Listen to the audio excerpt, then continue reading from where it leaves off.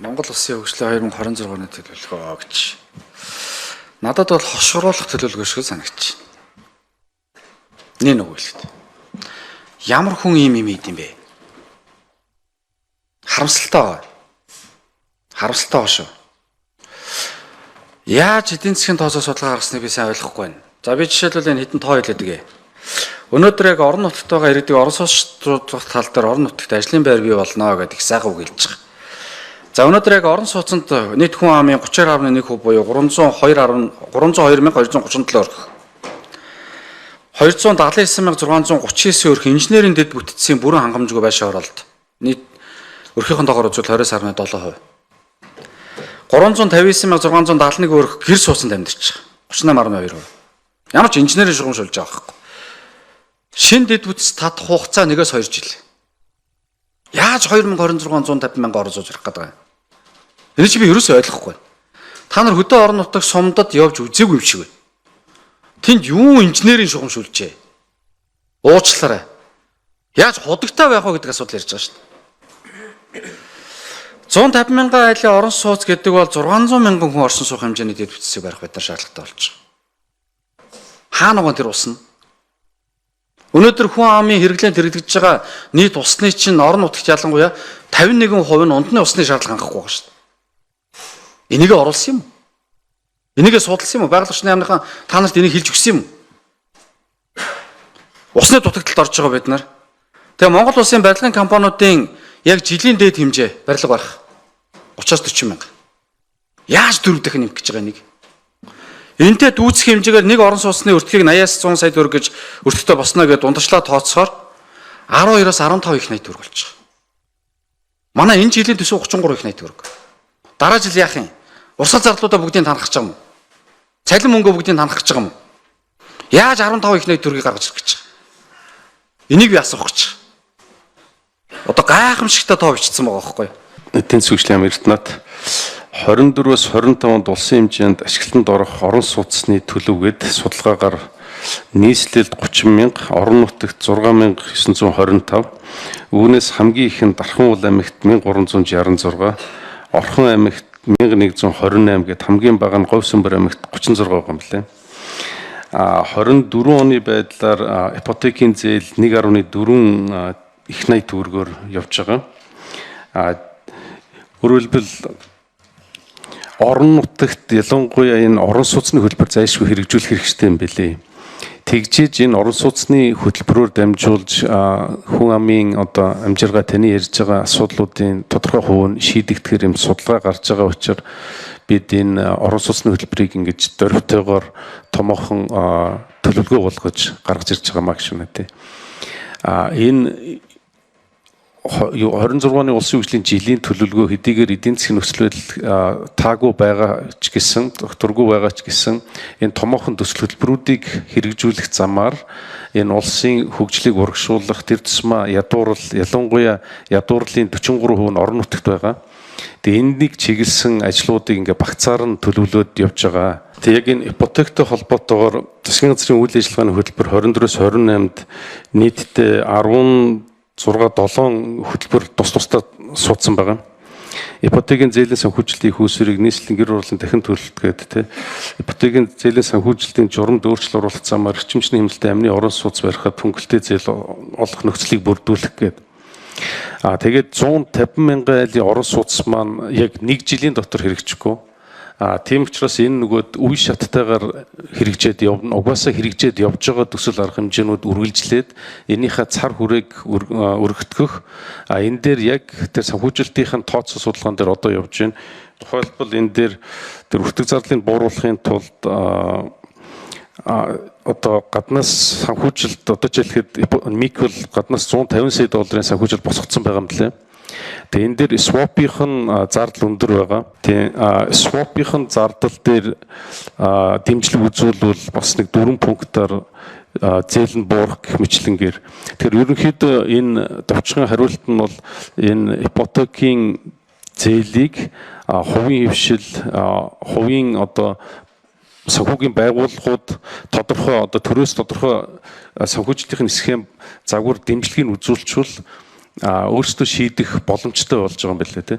Тэгэхээр түрүүний хэлж байгаагаар яг наад үнийн дүн чинь нэг дор гарчих мөнгө биш ээ. Энэ бол ингээд тодорхой үе шатаагаар гараад тодорхой байрууд нь ашиглалтанд оронгууд хүмүүс нь зээлээ төлж эхлээд тухайлбал жилдээ ипотект нэг 500 орчим тэрбум төгрөгийг өөрийн одоо үндсэн төлбөр болон зээлийн төлбөрт Монгол банкн дээр цуглараад буцаад энэ нь болохоор хоёр дахь зах зээл дээр эргэлтэнд ороод ингээд циклдээд явж байгаа.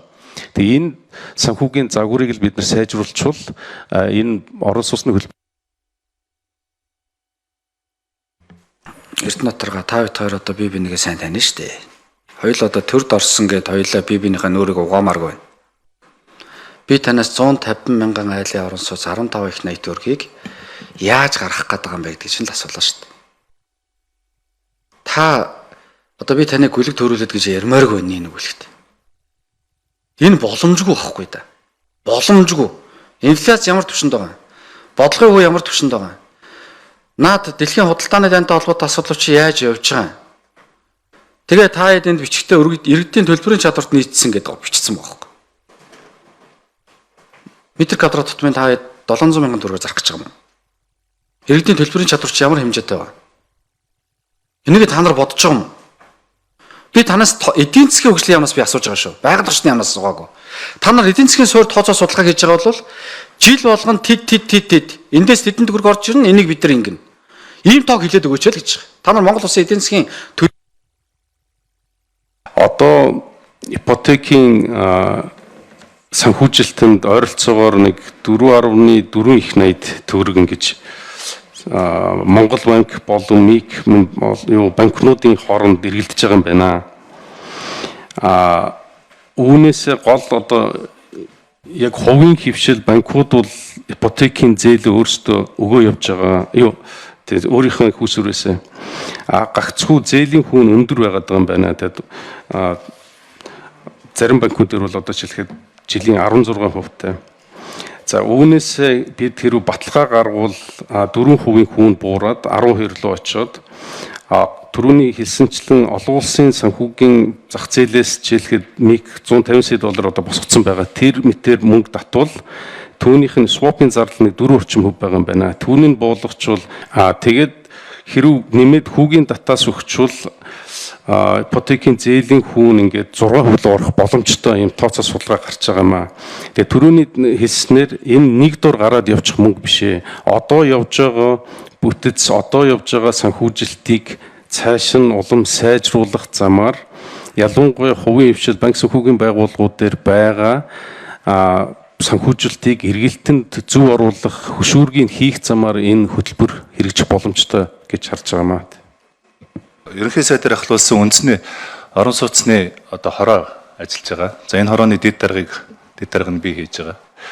Тэгэхээр одоо таны асуугаад байгаа энэ 150 мянган айлын орон сууц одоо хэрэгжих боломжгүй байна. Та нарын макро эдийн засгийн одоо энэ тооцооллууд бодиттой бас байна гэдэг таны одоо шүүмжлэлтэй талаас нь харж байгаатай бол одоо яг энэ ажлыг бүтээчээсэ гэсэн өнцгөөс би таныг харж байгаа болов гэж бодож байгаа.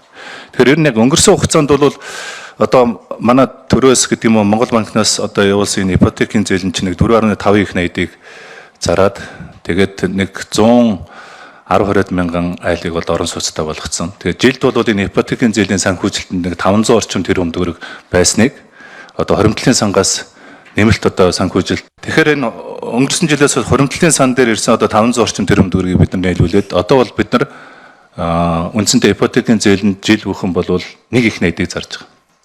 Хуучин бол одоо 500 тэрбумаар бид нэг 5000 хүрэхгүй айлыг одоо орон сууцтай болгож ирсэн бол 1 их 80 болсноор одоо 10,000 орчим одоо айлыг орон сууцтай болгож. Гэхдээ энэ ипотекийн зээлийн одоо энэ хүртээмжүүдийг нэмэхэд бол одоо бид нар тогтолцооны шинжилэлт хийх хэрэгтэй юм бэл. Дан ганц одоо ингэ төрөөс татаастаа 6% зээл биш. Хажууд нь яг төр хувийн түншлэлийн одоо энэ чи иргэдэд ерөөсөө хоёрхан сонголт байгаа байхгүй. Нэг нь бол нөгөө 6% одоо татаастаа зээл авахын тулд маш их очиртой. 2 жил 3 жил очиртой. Гэтэл энэ Дарилжааны банкны зээлийн тогтолцоо нь 17-аас 19% одоо зээлийн тогтолцоо байгаад идэг. Гэтэл дунд нь байгаа тэр хүмүүст одоо бидэрт яг нэг санхүүгийн бүтээгдэхүүн одоо байхгүй юм байна. Зах зээл дээр нийцсэн. Тэр хүний нэг орлогод нийцсэн санхүүгийн бүтээгдэхүүн. Тэгэхээр энэ санхүүгийн бүтээгдэхүүнийг бий болгоход өнөөдрийн байгаа энэ ипотекийн зээлийн тогтолцоог бид нэ тогтолцоогоор нь бид харах хэрэгтэй юм байна. Тэгэхээр үндэсний хороо бол бас энэ лөө ажиллаж байгаа. Ер нь бол жилд Монголын барилгын зах зээл чинь нэг 20 мянган айлыг л одоо барилга барьдаг юм байл шүү дээ 20 мянган айл. 20 мянган айл. Тэгэхээр одоо энэ 150 мянган айл орон сууцыг чинь нэг жилийн дотор төр өөрөө барьчихна гэсэн үг биш шүү дээ. Орон сууц ч угаасаа хувийн хвшлийнхэн барьдаг. Хувийн хвшлийнхэн барьж байгаа тэр одоо орон сууцуудыг бид нар яаж үнийг хямдруулах вэ? Яаж гэр хороолол төр амны орон сууцуудын одоо бодлогуудыг илүү их хийх вэ? Тийм өнөөдөр энэ утааны асуудал одоо энэ тодорхой Улаанбаатар дээр байгаа одоо энэ юуны гэр хороолт байгаа айлуудыг яаж орон сууцуулах вэ? Гэт ингээд эн чинь их олон бодлогууд явж байгаа хгүй. Энийг эдийн засгийн яам одоо бас энэ талаас нь бид нар санхүүгийнхаа тогтолцоог ингэж янзалж байгаа маа.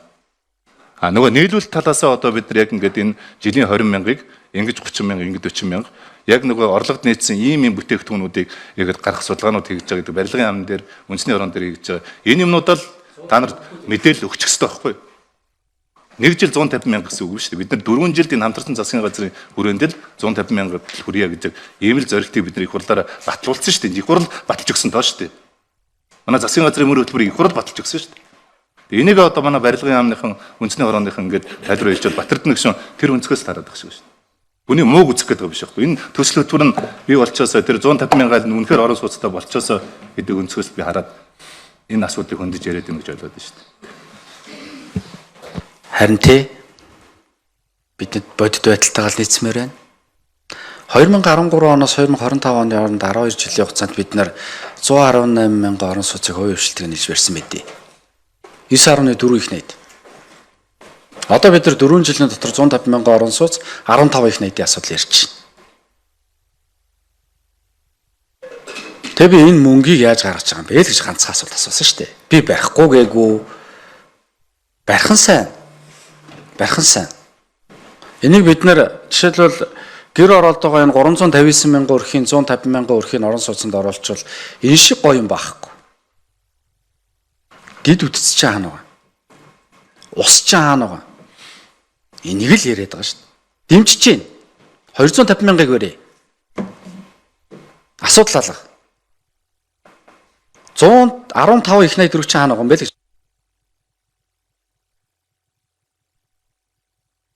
Тэг яг нэгдүгээр авсрал төр бид нөгөө тэргүүлэх чиглэлүүдэ гэж тусгасан байгаа. Тэгээ энэ тэргүүлэх чиглэлийн ажлууд маань 2 3 дугаар авсралт задраа явж байгаа. Тэр хөдөө аж ахуйн чиглэлээр одоо хэрэгжиж байгаа хоршоо хүнсний усгал хэмжлэнгийн олон арга хэмжээнүүд явж байгаа. Дээрээс нь бүсчилсэн хөгжлийн хүрээнд бүсүүд дээр бүсчилсэн хөгжлийн үзэл баримтлалын дагуу 91 байршилд төлөвлөгөө гараад энэний дагуу боловсруулах үйлдвэрүүд баригдах ёстой. Тэгээ энэ ажлууд нь нийлбэр дүнгээр ер нь ийм одоо хөтөлбөр болоод нэрлэгдээд санал ирээд явж байгаа маа. За энэ дахиад нэг үлгэрийн юм байна. Малын эзэн үйлдвэр эзэн гэвчсэн. Гэхдээ би сая хөдөө аж ахуйн сайттай ч уулзсан шүү дээ. Хөдөө аж ахуйн яамныхандаа ч уулзсан шүү дээ. Цагаалт хөтөлбөрийн өрөөнд зөвхөн зээл олох хэлбэрээр бид нар дэмжинэ. Орон нутагт ямар ч үйлдвэр барих боломжгүй гэдгийг мэдэгдэжээ л шүү дээ. Гэхдээ ямар ч үйлдвэр барих боломжгүй орон нутагт ямар ч боломжгүй гэдгээ яам ч мэдэгдээд байхад яаж малын эзэн үйлдвэр эзэн болох гээд байна. Одоо ийм үлгэрийн юмнаас салахгүй юм. Энд ч одоо мууцсанч бид нар 2025 21-р зуунд амьдарч шít. Харамсалтай байна. Орон нутгаар таад яваад үзээрэй. Наад хүний хөгжлийн бодлого гэдэг юм чинь бүр сүрцсэн. Амиа хорлолт маш хэмжээнд очсон. Ялангуяа өсвөр насны хүүхдүүдийн нийгмийн сэтгэл зүйтэй холбоотой асуудал бол маш өндөр байгаа шүү. Ажлын байр байхгүй, орлого байхгүй. Үүнээс улбаалаад архитект ихссэн. Архитекттай улбаалаад хүчирхийлэл ихссэн. Нэг айлын 3 хүүхд зэрэг хүчинд үүсэн байгаа шүү дээ. Архитектаас улбаатаагаар. Сум болгон дээр жил болгон 1-2 хүүхд амиа оруулж байна. Маш харамсалтай дүнэлт байхгүй. Энэ үнийн хөгжлийн бодлого дээр ерөөсөө байхгүй. Энэ өсвөр насны хүүхдийн сэтгэл зүйн эмгэгтэй холбоотой асуудлуудаа яаж шийдвэрлэх гэж байгаа. Ямар ч мөнгө байхгүй. Төсвөлсөн юу ч байхгүй. Хөгжлийн бэрхшээлтэй хүмүүсийн ялгарлан гадуурхалтын бараг дээд зэгтээ өрцсөн. Ямар ч төсөв мөнгө байхгүй. Төсвөлсөн юм байхгүй. Нийгмийн сэтгэл зүйн эмгэгээ яах гэж байгаа. Тэгээд хүний хөгжлийн хоршоо хөдөлгөөний хүрээнд үйлдвэрийн түвшнээс хамаарат цех гэхүү олон үйлдвэрүүд баригдаж байгаа юм билээ. Би яг тэр нийт 26 онд тэр энэ нийт хөтөлбөрүүдийн хүрээнд хэдэн үйлдвэр баригдах тооцоог танд гаргаад бичгээр үргэлье.